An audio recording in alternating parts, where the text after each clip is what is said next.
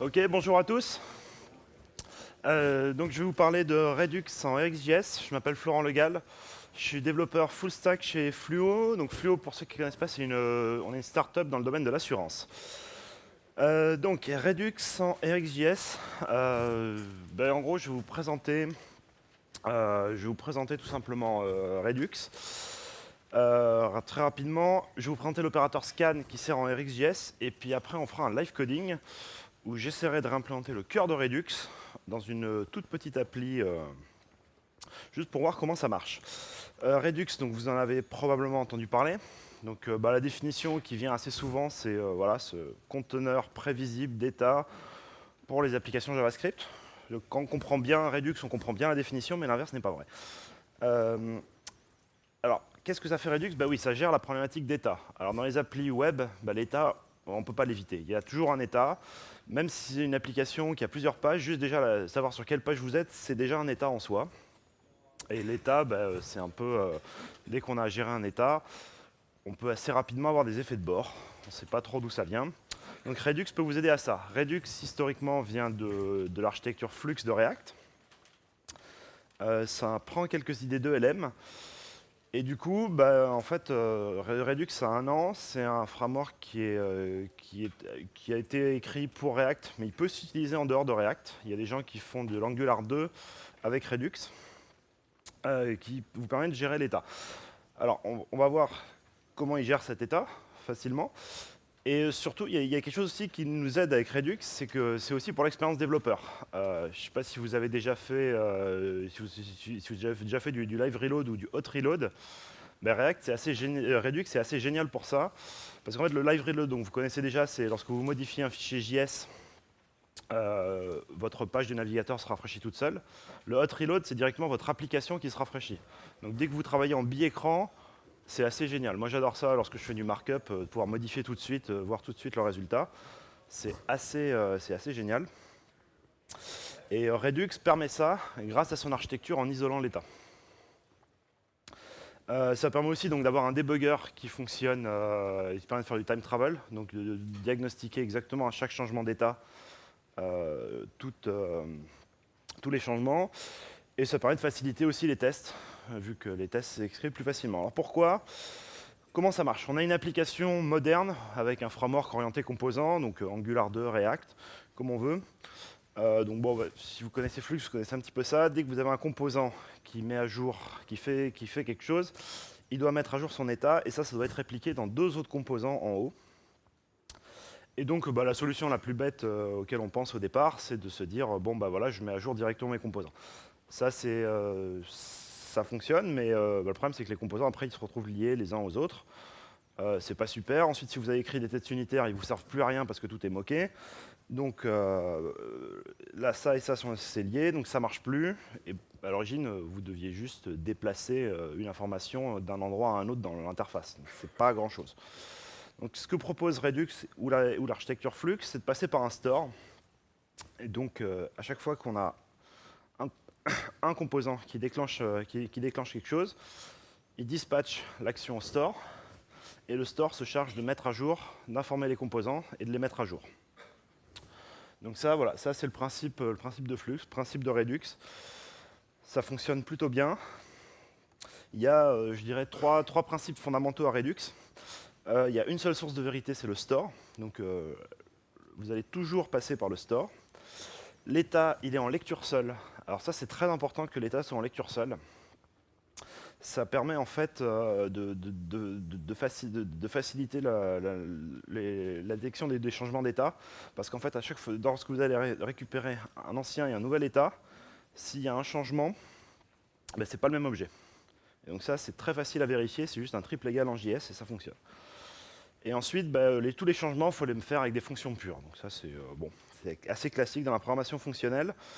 Pour gérer l'état en lecture seule, on utilise Immutable.js. Immutable.js, c'est assez pratique pour ça. Le cœur de Redux, c'est cette fonction. Cette fonction, elle prend deux paramètres, l'état précédent, l'action, et ça renvoie un nouvel état en appliquant l'action. Donc ça, c'est vraiment le cœur de Redux. Et ça, ben, en fait, lorsque j'ai vu ça, moi, je me suis dit tout de suite, mais en fait, c'est la même chose que le scan de RxJS. Alors, si vous n'êtes pas très familier avec scan, donc voilà, on a ici un flux d'entrée avec des actions. On a un état initial.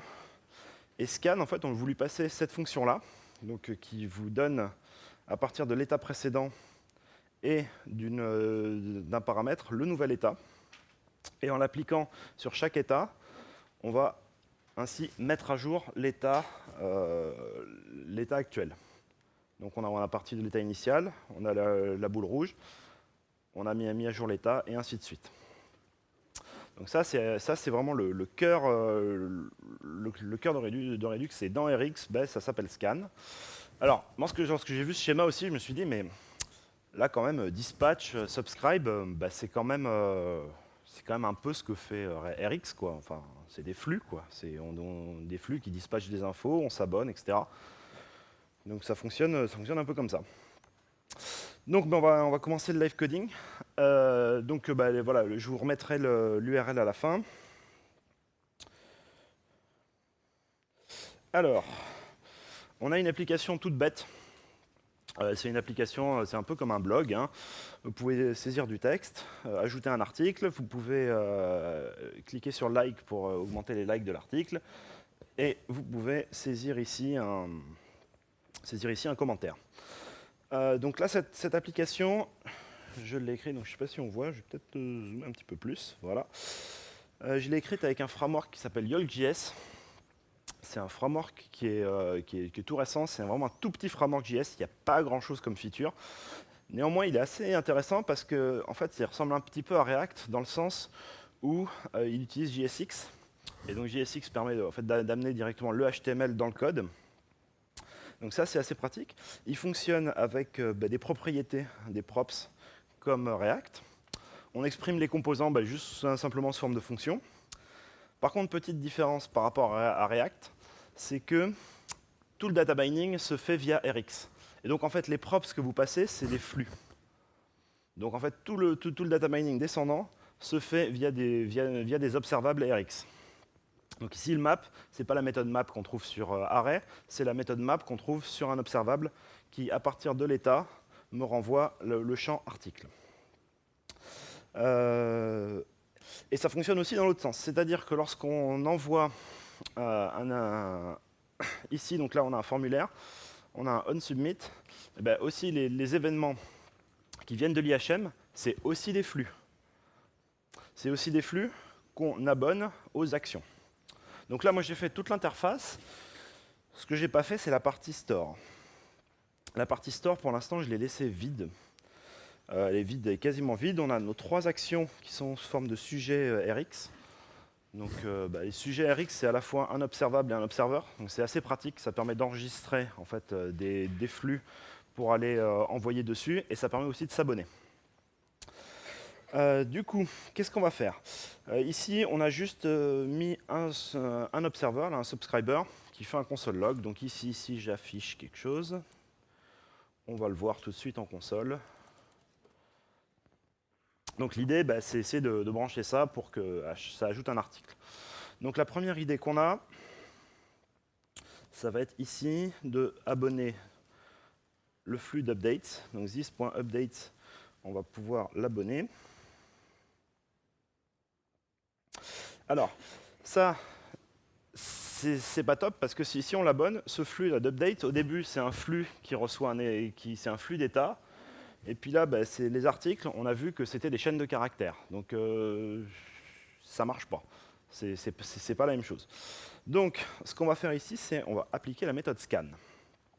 Pour, à partir de l'état courant d'un nouveau contenu, donc contenu, c'est une string, on va créer un article. Donc, on va créer un article ici. Alors, la création d'article, bon, je vous épargne le code parce que c'est un peu boilerplate, mais en gros, c'est juste une structure JSON. Je l'ai juste décoré avec immutable.js pour créer un objet immutable. Donc, il y a un ID, une date, un contenu. Voilà, le contenu qui est passé en paramètre. Les likes, voilà, c'est à 0. Les comments, c'est vide.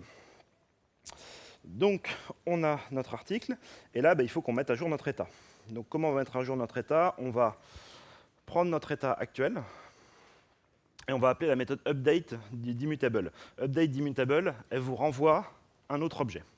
Donc, c'est génial, c'est exactement ce qu'il nous faut, nous, à partir d'un état, dériver un autre état.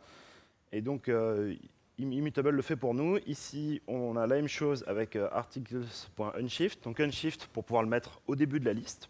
Et unshift, c'est pareil, vous renvoie une copie en fait de la liste des articles. Donc là, on va voir si ça marche. Hop, donc ça a bien été ajouté. C'est cool. Alors, là, c'est quand même pas top parce que là, ici, notre flux d'update, il peut recevoir que des contenus texte. Donc, des contenus texte, on a d'autres actions, quoi. Like, c'est pas un contenu texte. Donc, ce qu'on va faire, c'est introduire la notion d'action. Alors, une action, c'est tout bête, hein, c'est juste une closure, là, qui prend donc un état et qui m'effectue ma transformation et qui me renvoie le nouvel état. Donc en gros, c'est à peu près ça. Ici, donc on crée toujours notre article, on prend l'état, ici, donc l'état, c'est bien l'état de cette closure, et on le met à jour. Ensuite, il ne faut pas oublier ici d'exécuter l'action. Return action de state. Donc, bon, c'est juste un changement cosmétique, en fait on a juste extrait une méthode. Hein.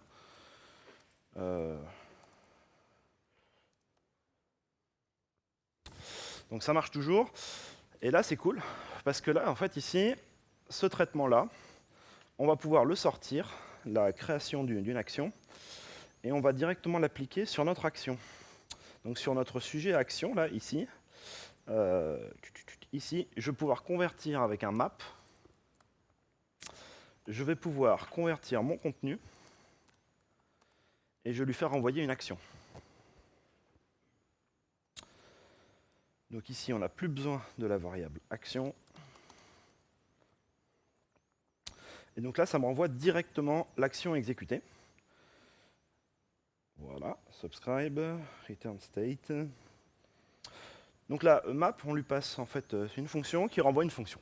C'est de la programmation fonctionnelle. Hein. Et là, il faut juste changer ici. On ne prend plus l'action ici, elle nous est fournie directement en paramètres. On va voir si ça marche.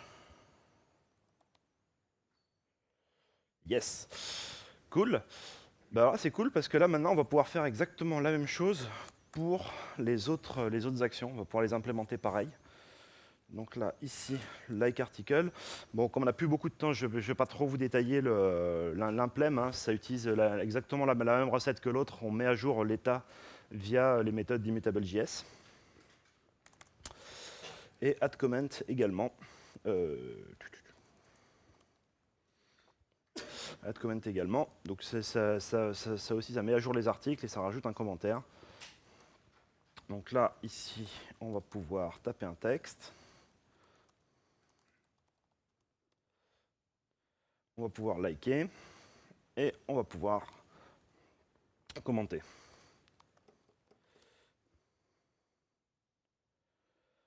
Voilà. Donc le principe, hein, c'est évidemment ça. Cette update scan, c'est vraiment tout bête.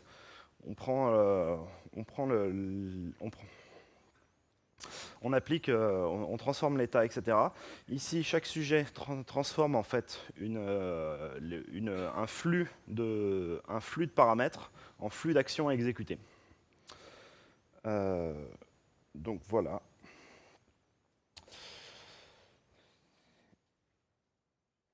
Donc voilà le code, il est dispo à cette adresse-là. Les schémas Redux, donc je les ai trouvés ici sur cet article. Si vous vous intéressez au framework Yolk, donc je vous donne l'adresse, Yolk.js, qui viennent de sortir en version 1. Donc voilà. Je vous remercie. Là, il nous reste...